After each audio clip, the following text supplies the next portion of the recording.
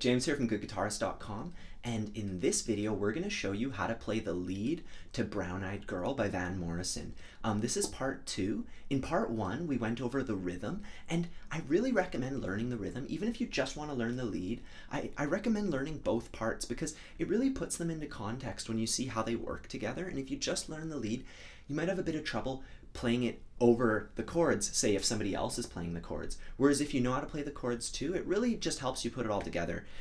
Anyways, let's just start. We're gonna put our first finger on the 7th fret of the high E string. So just 1, 2, 3, 4, 5, 6, 7. For this lick, we'll add our other finger later, but for now, let's just take a look at what notes we're playing with this finger, because we wanna use this finger to guide our eyes along the fretboard. We go 7, 8, and then 10, and then back down, 8 and 7. So when you get that all, and that's just 7, 8, 10, 8, 7.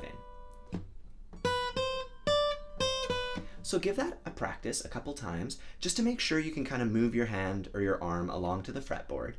And then when you're good, we can add the next string. First, we'll start out by adding it just to the 8th fret, all the way up to the 8th fret on the 2nd string, and we get this shape.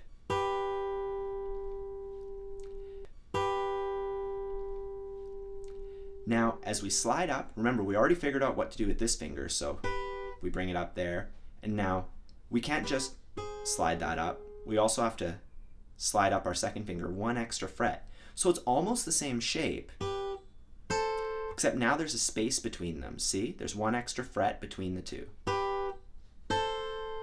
And since that fingering's a bit awkward, we can actually switch it out for this finger instead. And now we take this whole thing and just slide it up 2 frets. That puts our first finger on the 10th fret, and we already went over all the notes that our first finger plays. Now we're just adding that one. And then back down, and then back down. Now make sure that you curl your finger enough, because you want there to be like a little bit of space underneath it, because if there's not, you'll accidentally mute this note. So you want to have it nice and curled, and you get both notes nice and strong. And the strumming's super easy. We're just plucking the top 2 strings together. Really easy, just running it through both those strings. So our first finger is playing these notes, and we go 2nd finger, 3rd finger, and when you put it together, and once you have it all together, we can practice that a few times together. 1, 2, 3, 4.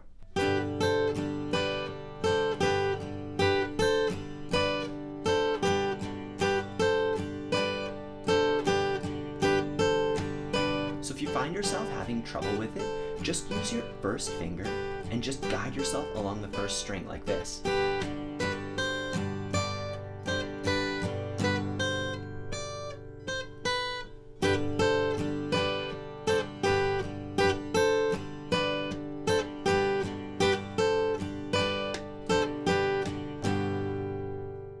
So for this next bit, you'll notice I've changed guitars, and that's because we're going to play this the exact same way, but on the higher frets. And this guitar has a bit more access to the higher frets. If you listen to the original recording, it's actually recorded on an electric guitar. And electric guitars have way more frets than acoustic guitars, so it's a lot easier to play higher up. On that other guitar I had, which I'll switch back to in a moment to show you a trick you can do in case you can't play that high up on your guitar. On that guitar, it ends at 14 frets, but we have to go up to the 17th fret. So let's just take a look. We have the exact same lick that we played before, except instead of starting on the 7th fret, we're going to start on the 12th fret. So it's exactly the same. And these are just diatonic thirds. And that means that the notes are a third apart. And that's just music terminology. Thirds, as far as practical applications go, are really sweet sounding, and they sound good on a song like this, you know, a song about love and that kind of stuff. They're also the basic building blocks of normal chords. So that's just a little FYI thing. What's really important here is that we practice them, we know how to play them, we have good finger clearance, and we can memorize it easily. So for those of you that don't have a guitar that goes up very high, I know some guitars cap off at the 12th fret. This one gives you a little bit more leeway. It's at the 14th fret. But anyways, when we're playing that lick up here, we start at the 12th fret, and then switching to this fingering, the one that we already went over, you have to bring your hand entirely in front of the guitar to do. It's kind of hurts my wrist. I don't really like that. So a good workaround is to just keep the same fingers. So all you're doing is you're playing that shape with no space, and then as you slide it up, you slide up this finger 1 fret. So our first finger goes up just 1 fret, but our second finger goes up 2 frets. And then we go up. So that's just another way you can do it that, if you notice here, I can still keep my thumb on the back of the neck, whereas if I switch to that finger, I have to, and it's just a lot easier this way. Anyways, let's try this together, either way you want to do it, and let's just try it together. We're going to alternate between the first lick that starts at the 7th fret, and then the second lick, which is the exact same thing, but starting at the 12th fret. All right, let's give it a shot. 1, 2, 3, 4.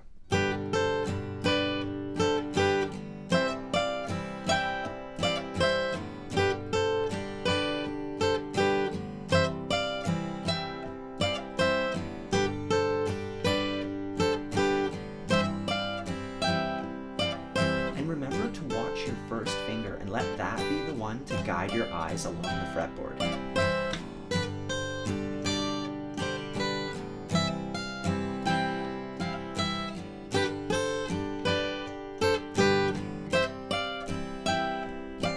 So you can use either fingering for that higher one, but I recommend staying consistent for the lower, for the 1 over G.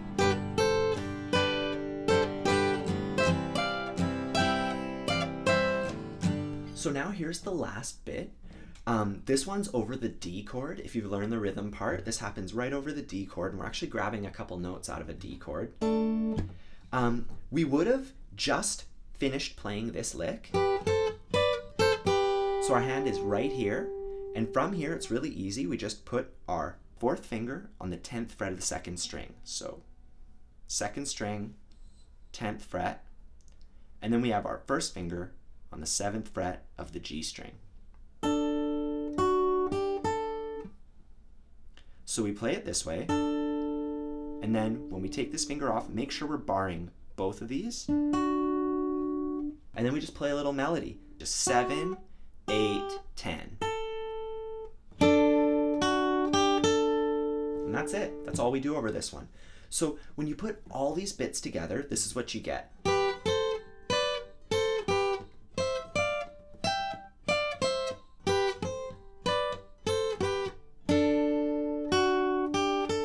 And that's it. So give it a shot on your own real quick. Just pause the video, and then we're going to try it together. 1, 2, 3, 4.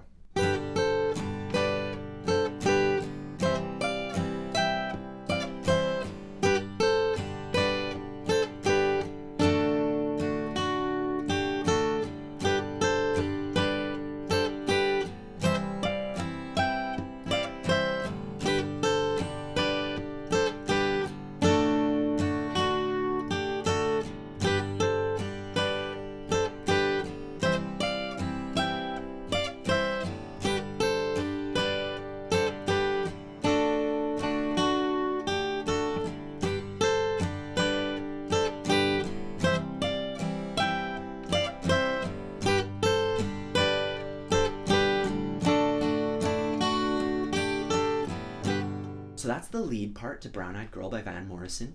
Last week we went over the rhythm part, so I really recommend you learn it because the lead and rhythm are like together like that, you know. It really helps you see both sides of it when you learn both parts.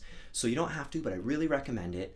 I hope you learned something, and if you did, I would be really grateful if you took a moment to subscribe to our channel and share this with any of your friends that are also interested in learning how to play guitar. Otherwise, check us out on Facebook, facebook.com/goodguitarist, our website, goodguitarist.com.